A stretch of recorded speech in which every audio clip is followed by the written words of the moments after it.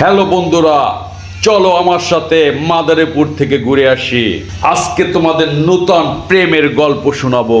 দেশ জুড়ে তেলের সংকট, যখন পেট্রোল পাম্পের লম্বা লাইন, মানুষের চোখে উদ্বেগ এবং অস্থিরতা আর অনিশ্চয়তা, ঠিক এই সময় মাদারীপুরের এক যুবক লিখে ফেলল অন্যরকম একটা গল্প। পাম্পের মালিকের মেয়ে, সংকটের মাঝি, এদিকে দেশের ক্লান্তিকাল, অন্যদিকে প্রেমের ঝড়। ভাবুন তো এই বাবার কি অবস্থা। এদিকে দেশের তেলের সংকট সামলাবে বাবা, না অন্যদিকে নিজের মেয়েকে উদ্ধার করবে? প্রশ্ন রেখে গেলাম 18 কোটি মানুষের মাঝে। এই গল্প শুনে প্রথমে অবাক লাগে, তারপর হাসি পায়, শেষ কথা যেন মনটা থমকে যায়। কারণ 18 কোটি মানুষের মধ্যে এদেশে এমন দুঃসাহসী ছেলে, অদ্ভুত নাটকীয় প্রেম কাহিনী সত্যি বিরল। এটা কি বোকামি, নাকি সাহস, নাকি ভালোবাসার অন্যরকম বহিঃপ্রকাশ?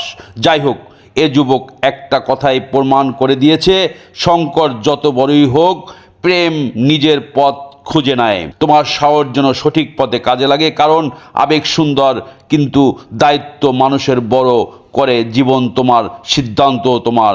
তবে মনে রেখো, একটি দেশের গল্প বদলায় দায়িত্ববান মানুষের হাতে। আর একটা কথা বলতে চাই, ভালো থেকো বাবা, তোমার জীবন হোক সুন্দর, তোমার ভবিষ্যৎ হোক সুন্দর।